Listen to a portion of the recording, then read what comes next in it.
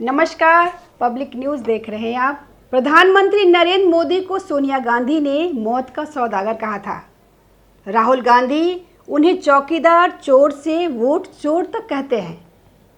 कभी लाठी से मारने की बात करें तो कभी कोई और अमर्यादित शब्द बोलते हैं। मतलब राहुल गांधी पीएम मोदी को गाली देकर सत्ता हासिल करना चाहते हैं। यही कारण है कि कांग्रेस के दूसरे नेता भी राहुल गांधी की जुबान बोलने लगे। हद तो तब हो गई जब राहुल गांधी वोटर अधिकार यात्रा निकालने बिहार पहुंचे। तब से उनकी भाषा तूत तराक वाली हो गई। ऐसी भाषा जिसका इस्तेमाल कोई सभ्य व्यक्ति नहीं करता। राहुल गांधी उसी भाषा में पीएम मोदी को संबोधित करने लगे। राहुल गांधी ने कांग्रेस के नेताओं और कार्यकर्ताओं को जो सिखाया उसका नतीजा दरभंगा जिले की एक सभा में सामने आया, जब कांग्रेस के एक नेता ने पीएम मोदी को मंच से उनकी मां की गाली दे दी। हालांकि प्रधानमंत्री को गाली देने के मामले में पुलिस ने त्वरित कार्रवाई करते हुए शख्स को गिरफ्तार कर लिया। लेकिन यह बात यहीं रुकने वाली नहीं और बात लड़ाई झगड़े तक आ पहुंची। लाठी डंडे चले, ईंट पत्थर फेंके गए, गाड़ियां तोड़ी गई। पटना में कांग्रेस के कार्यालय के बाहर बीजेपी और कांग्रेस कार्यकर्ताओं के बीच में जमकर झड़प हुई। बीजेपी कार्यकर्ताओं ने मार्च निकाला था। पीएम मोदी को गाली देने के खिलाफ कांग्रेस के दफ्तर की तरफ जा रहे थे, माफी की मांग कर रहे थे। लेकिन वहां कांग्रेस के दफ्तर के बाहर कांग्रेस के कार्यकर्ता भी इकट्ठा हो गए। माहौल गर्मा गया और फिर उसके बाद लाठी डंडे चले। कुछ लोग घायल भी हुए।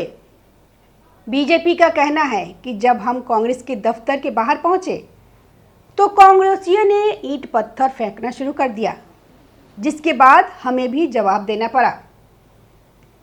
कांग्रेस का कहना है कि कांग्रेस के कार्यकर्ताओं का कि बीजेपी कार्यकर्ता दफ्तर में घुसने की कोशिश कर रहे थे।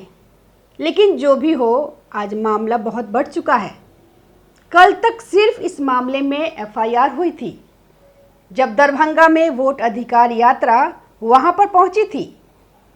मोहम्मद नौशाद, जो कि टिकट के दावेदार हैं, कांग्रेस के नेता हैं, वहां पर उन्होंने इसका आयोजन किया था।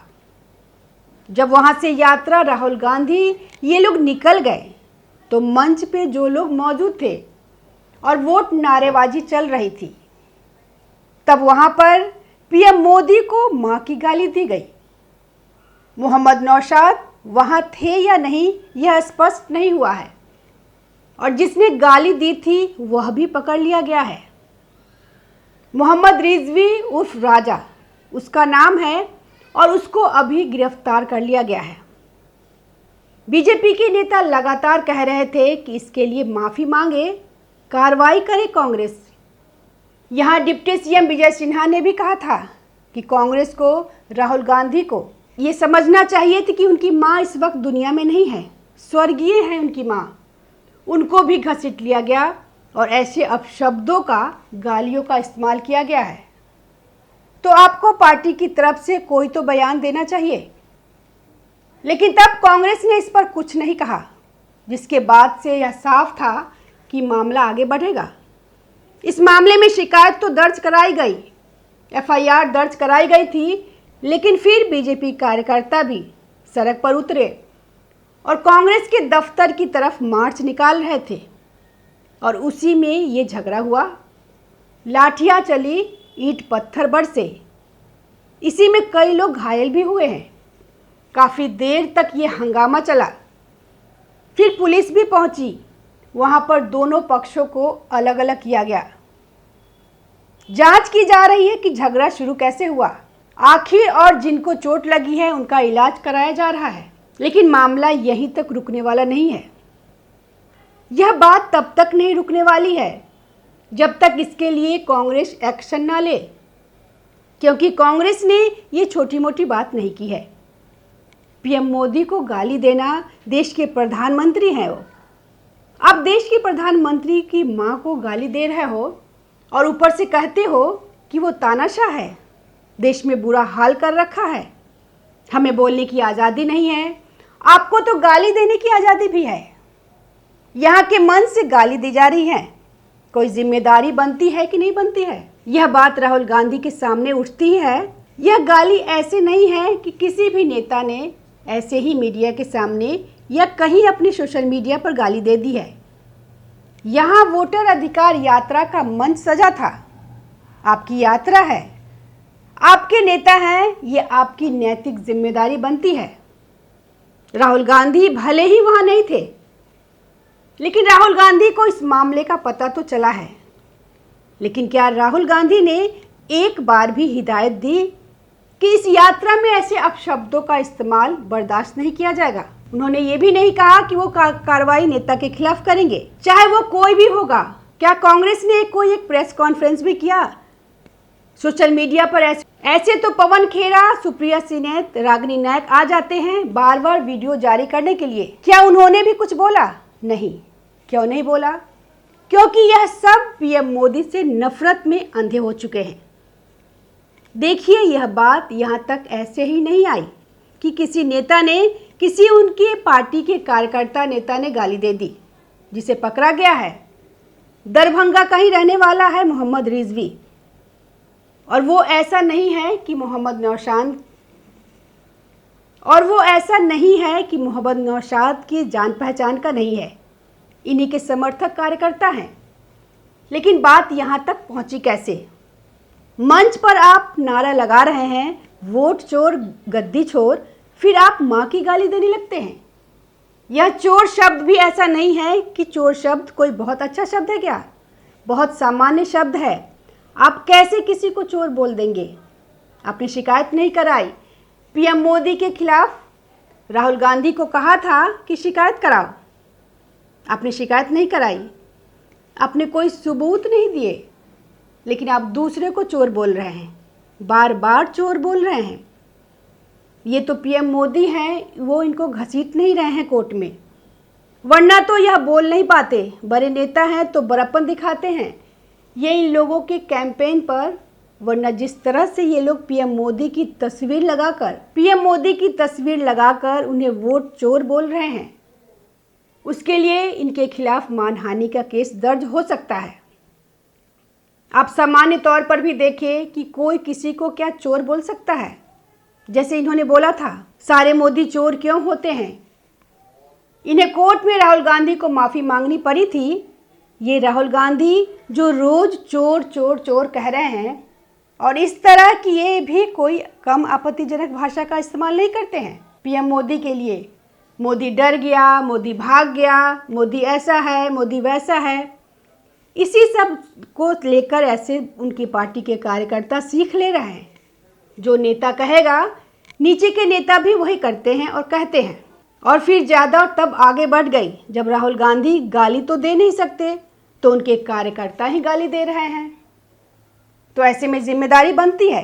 कांग्रेस की यात्रा है, कांग्रेस की यात्रा में कुछ भी होता है, चाहे वो इनसे किसी पुलिस वाले का, सुरक्षा कर्मी का एक्सीडेंट हो रहा है, चाहे उस यात्रा में इनके कोई और नुकसान हो रहा है, या कुछ भी बात हो रही है, उसकी जिम्मेदारी कांग्रेस की बनती है। और राहुल गांधी को नैतिक जिम्मेदारी लेनी चाहिए। इसके लिए उन्हें सफाई देनी चाहिए, माफ़ी मांगनी चाहिए, और मोहम्मद नौशाद पर भी कार्रवाई होनी चाहिए कि कैसे लोग मंच पे ले आते हो। लेकिन इनकी पार्टी यह नहीं कर रही है, जिसके बाद भाजपा के कार्यकर्ताओं का गुस्सा भड़क नहीं था, क्योंकि आपने एक तो उनके सबसे बड़े नेता, फिर देश के प्रधानमंत्री, उनके खिलाफ ऐसे गालियों का इस्तेमाल किया है। अगर आज इस पर सख्त कार्रवाई नहीं हुई, अगर आज इस पर कड़े तरीके से जवाब नहीं दिया गया, इसका विरोध नहीं किया गया, तो फिर यह तो नॉर्मल हो जाएगा कि आओ कोई भी पीएम मोदी को गाली दे दो, कोई फ़र्क ही नहीं पड़ता। फिर तो अभी तक तो सिर्फ अपशब्द कहते हो, अभी तक तो ये चोर, डाकू, कातिल, कब्र खुतेगी, नीच आदमी, घटिया, क्या क्या ये लोग कहते हैं, और खून की दलाली, ये सब कहते रहते हैं। लेकिन फिर तो अब सीधे सीधे गालियों का ही दौर शुरू हो जाएगा। तो यहाँ पर रोका जाना जरूरी है। और इसी की कवायद में जब मार्च निकल रहा था तो बात आगे बढ़ गई। और लाठी डंडे इनके बीच में चल चुके हैं। और देखिए, इसके साथ ही यह राहुल तेजस्वी की यात्रा भी फंस चुकी है, क्योंकि पटना में ही हंगामा हुआ है और पटना में ही इन्हें अपनी यात्रा का समापन करना है। अगर इस पर कांग्रेस की तरफ से कोई सख्त एक्शन नहीं लिया गया तो और यहाँ से बीजेपी के कार्यकर्ता इसी तरह से आक्रामक रहेंगे और विरोध करते रहेंगे, तो इनके लिए मुश्किल होगा यहाँ पर यात्रा का समापन करना, क्योंकि फिर विरोध होगा, दोनों तरफ से विरोध होगा। क्योंकि आप जो हैं गालियों का विरोध नहीं कर रहे हैं, आप गाली देने वाले को पार्टी में उसके खिलाफ एक्शन नहीं ले रहे हो। तो इसको लेकर कांग्रेस और तेजस्वी यादव, क्योंकि उनकी पार्टी भले ही इसमें उनकी पार्टी का नेता नहीं हो, लेकिन यात्रा में तो वो भी शामिल है, गाड़ी में आगे बढ़ बढ़ के घूम रहे हैं, रोज भाषण दे रहे हैं, तो इनको जवाब देना होगा और इनको कोई कार्रवाई करनी होगी राहुल गांधी को, क्योंकि उन्हीं की पार्टी तो इस पर बोली है। अगर ऐसा नहीं होता है तो मामला और बढ़ सकता है और उनकी यात्रा आगे चल के अपने समापन को इस बीच में तो फंसी चुकी है, क्योंकि यात्रा से ज़्यादा चर्चा अब किस बात की हो रही है और मामला जो है कहाँ तक कहाँ पहुँच गया है। लेकिन यात्रा का समापन भी इनके लिए मुश्किल हो सकता है। धन्यवाद। ताज़ा खबरों से जुड़े रहने के लिए हमारे चैनल को सब्सक्राइब करें और बेल आइकन को दबाना ना भूलें, ताकि हर खबर की नोटिफिकेशन आपको मिलती रहे।